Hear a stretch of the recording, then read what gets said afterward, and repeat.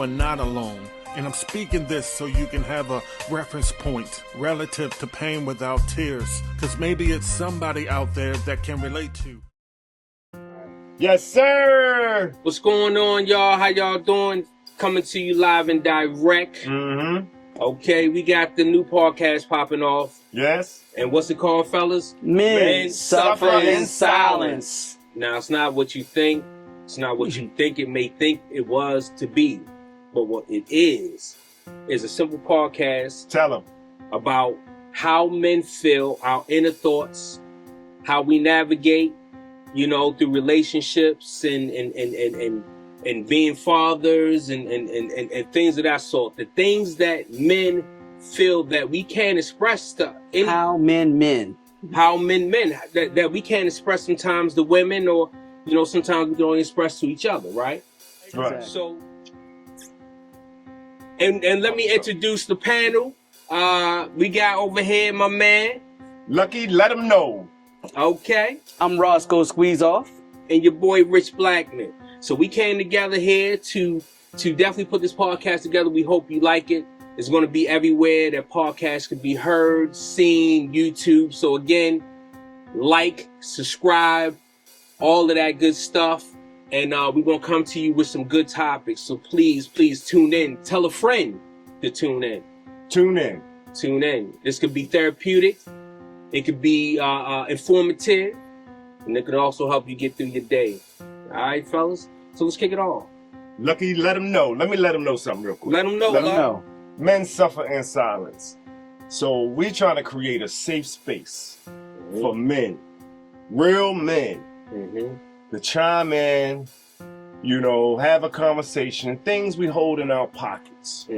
Because as men, we all hold things in our pockets. So we're going to touch on all those different topics. And I know if I ask you, how you doing? What's your response going to be? I'm doing good. I'm doing good, bro. No matter how I feel. Can't complain. Life be lifing. It is what it is. Whole time, bro. You just need to be heard. And we get it. We understand it. That's why we're bringing this to you. We're going to create a safe space. A safe space. So on all socials and all platforms, definitely comment, send your reviews, Roscoe, how you feel about it? I feel as though we need to talk about it now. Let's get it. Men need this. We do. And I think that now is the time. Now is the time. I think that just with the panel that we have, the group that we have, I think that we all have some very interesting stories from experiences that we've had, just us. Start off with a random question off the bat. What's up? Let's talk about it. What's the number one topic that men have issues with that we can't express? What do you think that is? What may it be? Stepkids. That's huge. That's big. That's big. Huge. Marriage. Right? How come, our role in the marriage? Yeah, how come she's gotta be happy for it to be happy in the house? Why can't I be? The phrase happy wife, happy life? It's bullshit. Nah. It's bullshit. Nah, I disagree. Bullshit to me. Happy spouse, happy house. All day. We both should be happy. We both should be happy. So the theory behind happy wife, happy life, is that if the wife is happy, the house is happy? Because 9 out of 10, I don't think she's happy, even when she getting everything. But yes, the phrase is about the man suffering and you doing whatever to appease her, make her happy, so as long as the house is happy, you're supposed to be happy. Now, when did that start? Because this is a weird thought just popped in my head. If you watch an old show like The Honeymooners, or even... Yeah, it wasn't none of that. It wasn't none of that. Where did this come from? When you watch I Love Lucy, she was almost scared of Desi R and whatever his name was. Ricky Ricardo. Yeah, exactly. Yeah, she was downright scared of him. Right. Ricky's gonna be so mad. When did it change? When did it change to pretty much kiss her ass or be unhappy? Or she'll be unhappy and that'll make us unhappy. When has it ever been, let's make him happy to make everybody happy. It's never that. I don't think nobody is deserving of more than the other. I think we all humans. Everybody got feelings. Everybody want to feel happy, be loved, be wanted. You know. I say in the beginning though, sometimes you get that. What makes a man happy? Well, wait a minute. Before I answer that, I'm gonna tell you where I think it. Okay. It's gonna get deep. Okay. Let's do it. I think that the roles reversed when not society, but when the welfare system got involved, right? Huge. I think that, you know, especially because we see it a lot in our community. That gave them independence. They did, and actually, not just independence, and you're 100% right. Mm-hmm. Uncle Sam became the daddy, mm-hmm. and the real daddy can't be in the house, so you can't get this assistance. You can't get the assistance, because think about it. In the 70s, which was, you know, pretty much a bloom of people needing assistance from the government, there was that. One of my favorite movies by default, because we used to watch it all the time, was Claudine.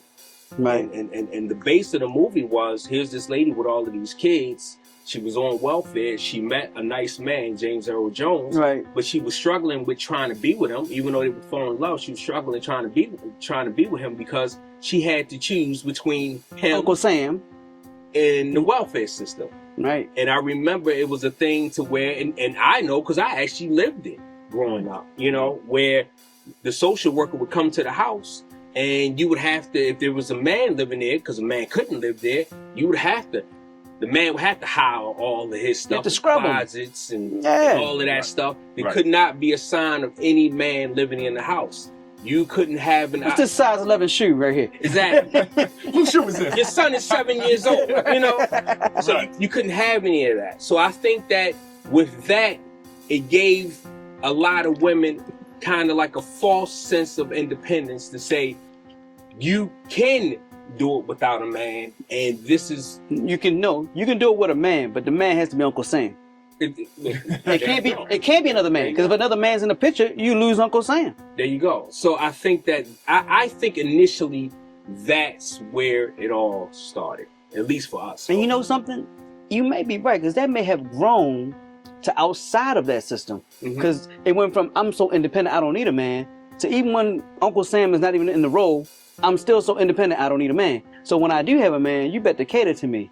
Right. Because I don't need a man. Right. Listen, deserving. I got one other thing that may add to it. And I know I've talked about this with Rich before in the past. Music, man. People love music. And if you listen to older music, Patti LaBelle, Love and Need and Want You, Baby. You know, songs, you know, even the men's songs where, you know, Just My Imagination, or My Girl, you know, everything is love. You felt love in it. And listen, I think it was Dion Cole. I want to give him the proper credit, the comedian that said, I give you the sun, the stars, the moon, and the mountain. I'll give you the world. Right. He said, now songs say, I'll give you this dick. Tapped out with all that. So I just wonder if, because our songs divide us, our helping system divide us, it's like you have to cater to them, because if you don't, matter of fact, not just cater to them, you're only good for dick sometimes to some of them. Well, you know, all actuality is not even. We're at a place now where you're not even good for that most of the time, because you know, they out here buying all kind of toys. So, well, I mean, also, it used to be a time where it was looked in society like the men were the ones that cheated. Women cheat as much as men, if not more. That's another topic. Well, hold on. Yeah, so let me say all this. So do you think the government, and we don't want to get off topic because this is about men, but do you think that the government planted that in our... They devalued men. And devalued men. And if you're devalued in a relationship, that even if you don't have government assistance, that's why you got to keep the wife happy, or this ain't gonna work. So at the end of the day, it's still a false narrative, right? Yeah, because 100%. Wait, isn't it a shortage of men? It's more women than men, definitely. It's more, exactly. And especially as the generation go, when our young brothers keep getting killed on the street. Throughout history, it's always going to be more women than men, because men go to war. So why do they think it's a bunch of men out here just waiting on them. And that's why you get a lot of females, fine sisters, that's single. One, they got the independence and, I really don't need, type attitude. The mindset has said, I don't need you because of Uncle Sam, because of the songs, because of everything says I don't need you. So I choose my man. So when you with them, it's always like, you better keep me happy or I'll unchoose you. So, do men ever do that? Do men ever be like, miss, you better act right in this or else? No. Nah. Nah, not at all. That's why we suffer in silence. Nah, we deal 100%. with it. We deal with it. We deal with that hurt, that pain. I think we just deal with it because, in a sense, and it's crazy because this was a conversation. I think that actually both of us had this conversation individually, but I remember having this conversation with you more, Roscoe, because I remember saying that you were saying that your father is just content at this point. Like, is that just the way life is supposed to be for men? And I said, you know what? I feel as though it shouldn't be. It should never be a thing to where we should just live out our life content with this is what I have. Right. But then, and look, and the more I think about that's true, but then I also wonder, how did the older generations never get divorced? Were they both happy? They want to listen to that music. No. Well, now, you said, were they both happy? I'm going to still probably say no. So the longest running relationship is my grandparents. And they got married in high school. And I'm probably incorrect on some numbers, but somewhere around, she might have been 16, 17. He might have been 18, 19. Right. Right? And I'm talking, I'm thinking maybe like 75 years, 70 years. It was a long They got time.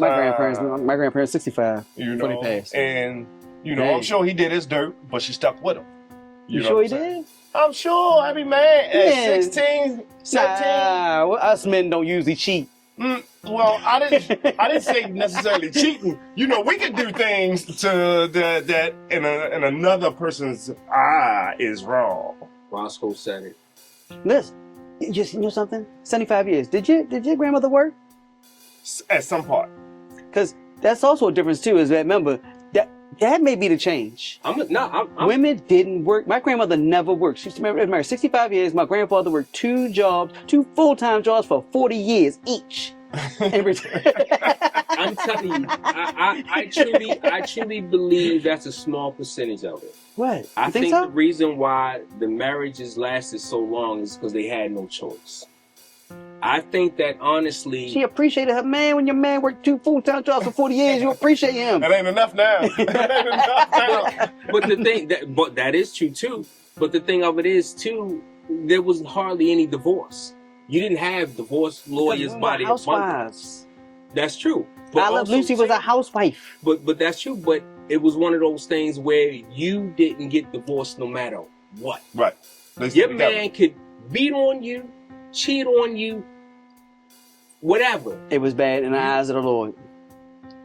You can't. No, real. That's real. It was you felt embarrassed. Yes. To try to look for divorce. You can't. Right. Remember, there was a point in time where women were shunned for leaving their husband. Damaged goods. You see what I'm saying? Yeah. Good point.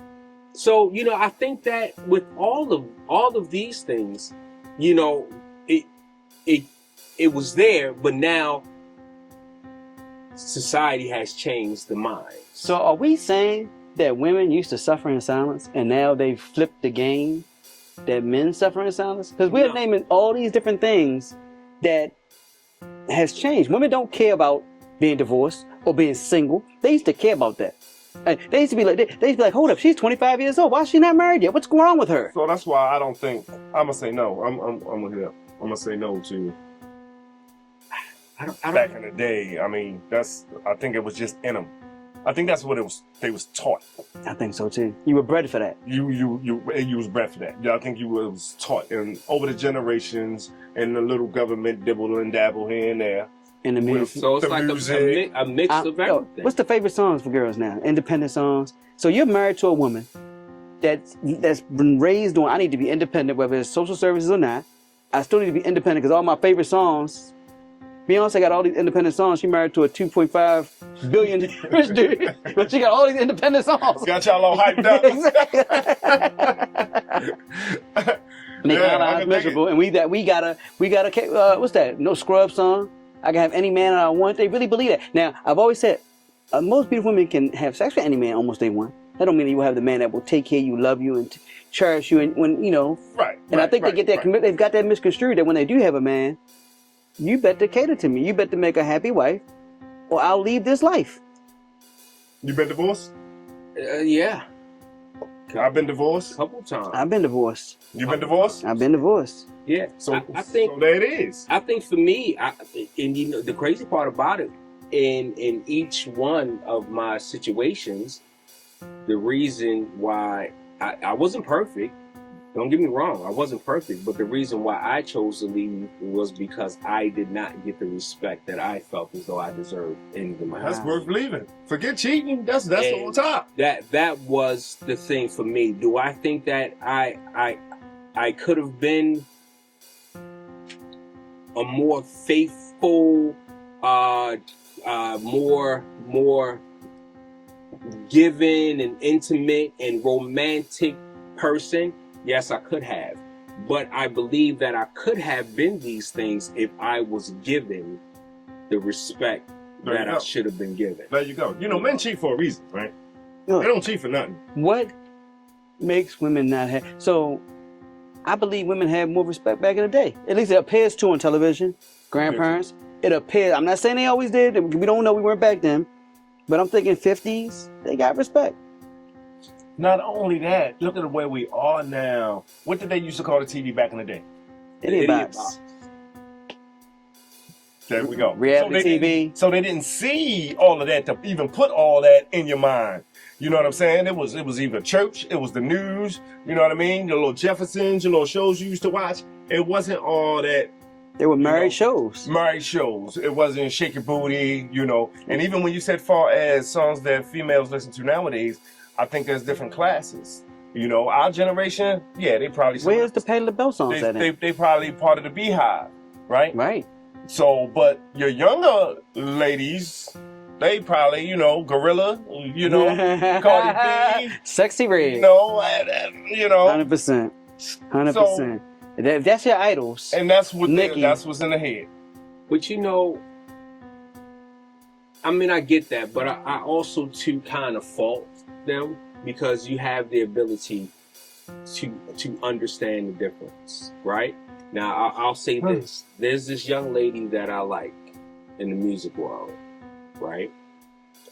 I know it sounds weird, but I listen to a lot of her music. It's a weird thing. I'm an older guy. I normally don't have crushes on younger women, but it's something about this girl, Lotto. Okay. So, okay. Shout out to you, Lotto. Shout out to Lotto. One of the baddest in the game. Right We're gonna need you to come sit on our podcast. But a lot of things that I like in a lot of her songs, she says she's this and she's Big Mama and all this, but she also puts in there, I clean for my man, I cook for my man, I do all of these things for my man. Right. You know what I'm saying?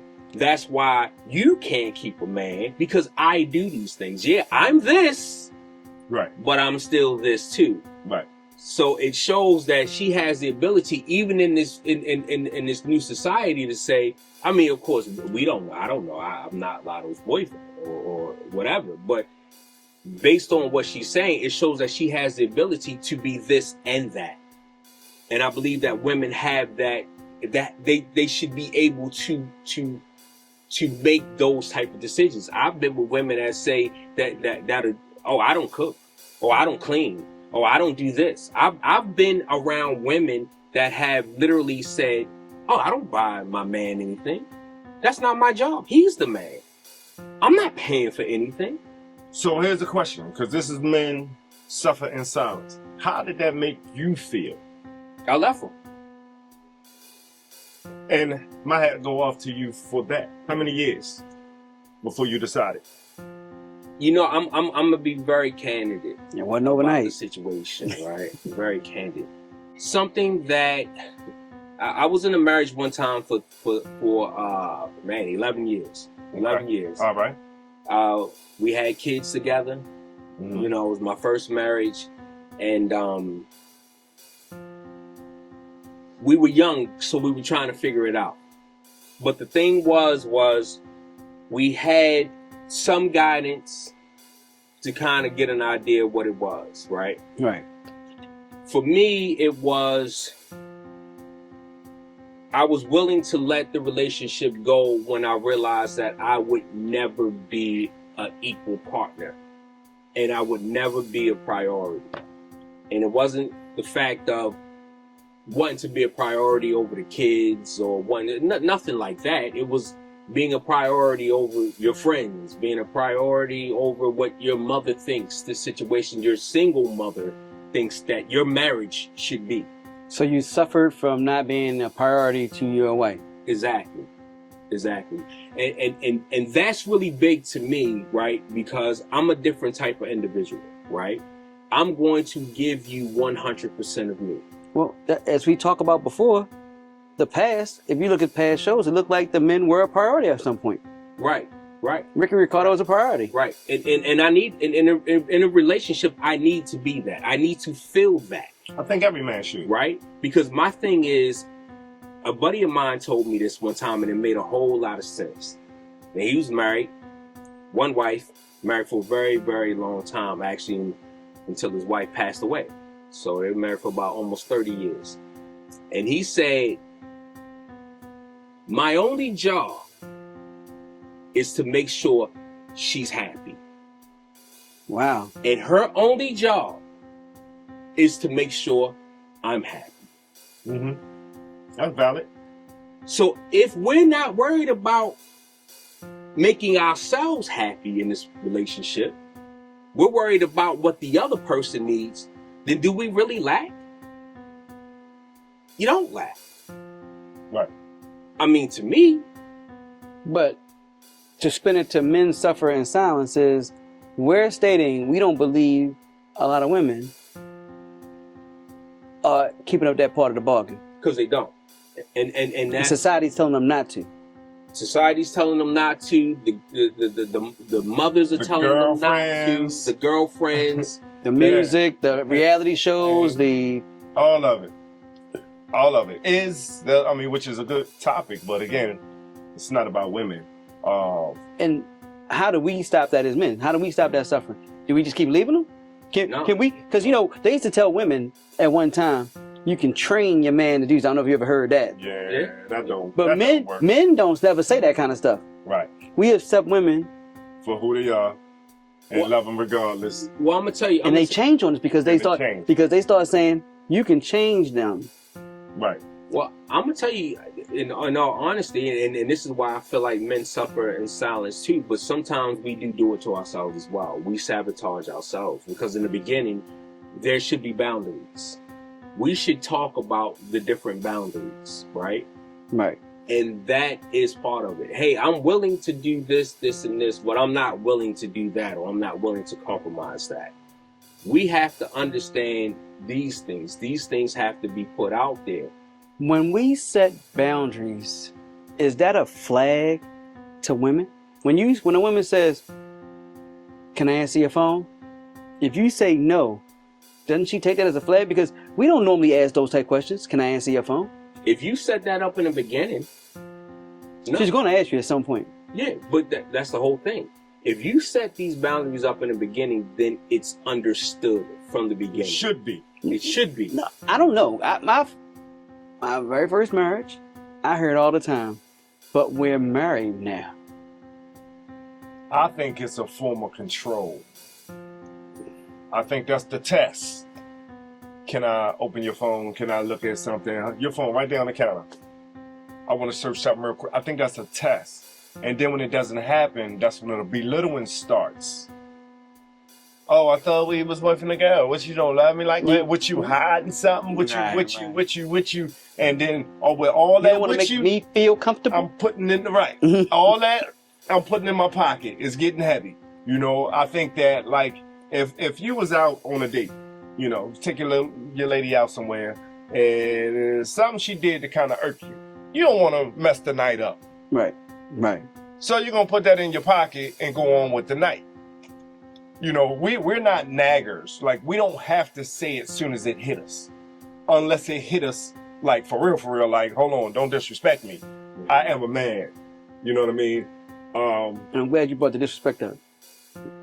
Number one rule that a woman, at least for me, everybody got their number one rule. 5.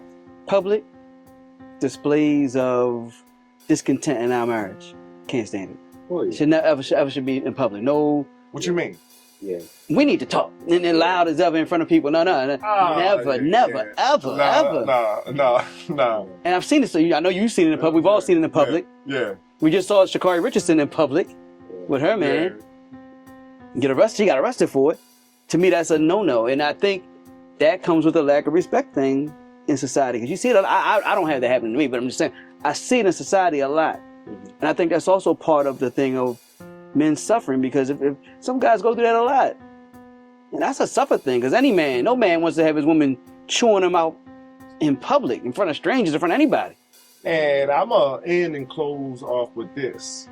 I'm going to say there's a lot of men, or men in general, will stay in a relationship unhappy. Because we don't got to be happy at 100%. Just give me at least 70%. You know, but when most men walking around with 30 and their pockets is heavy, and you out in the street and you looking for more, looking for this, she ain't giving you none. Now she want to go to your phone. Wait. You know what I mean? So I think that part of it is huge. And men having to put things in their back pocket that they wish that they could just express to their girl. Because it's all about understanding. But see, when you dig deep, and then we're talking 2025 now. Mm-hmm. So, man, we was talking about, medicine and mental health. Everybody got a problem. Everybody got an issue. Yeah, they do. So how do you break down what makes sense in a marriage and shouldn't have to be explained, when you might have to do a little extra with this, or you ain't really getting it with this, because everybody got a peanut allergy now. Yeah. Well, see, this is a great starting point. And we put a lot of stuff on the table. Real quick. And now we got to start dissecting them one by one. So we're going to come back at you with a part 2. And we're going to start breaking each individual item down. And we're going to talk about it. Yeah, exactly. We're going to get to the bottom, because I know there's a lot of you men that's feeling the same. You probably want to tap in right now. You probably like, I got something to say. I got a topic. I want to talk about it. Hit me when y'all start talking about them stepkids. Right. Hit me when you start talking about divorce. Divorce at 50, divorce at 60. Like, what does that look like? Right. Starting over. We older, we men, because this is a grown man show. Right. So we just want to be happy. We don't want to die alone. We really don't. What does that look like? What does that look like? I like that. Y'all holler at us, man. Men Suffering in Silence. Gonna be on all platforms. My guy. Rich Blackman. My guy. Roscoe Squeeze Off. And Lucky Let Him Know. We see y'all on the next one. Peace. You have a right to remain silent, because when a man opens his mouth to put sound on his emotions, it's usually perceived as violence. Anything a man says can and will be used against him for future disputes, arguments, humiliation, and manipulation. Put a bat signal in the air and let him know he can't win. You have a right to an attorney, but there's nobody out there willing to defend, willing to lose a case or lose face that will help comprehend the struggles of a man. A man is silent because he's silenced and can afford to be ignored. So he continues to provide for himself when asked, "How you doing, brother?" It's a disguised, "I'm good." You know me. The world calls it toxic masculinity. If everything I say will be held against me on a scroll of social media deficiencies, then I choose to remain quiet or suffer in silence. So in order to keep his status, even though his appreciation is depleting right before his face, but he's a man, born and destined to overcome, so he moves forward at a steady pace. In every decision, in the presence of God, heaven and earth bears record. He's silent because he's listening for the Most High's voice. He's quiet because he doesn't have time to complain. It's a choice. He understands his right to speak, yet he remains suffering silently. How else can he want and leave a legacy of righteousness? How else will his family remember his name?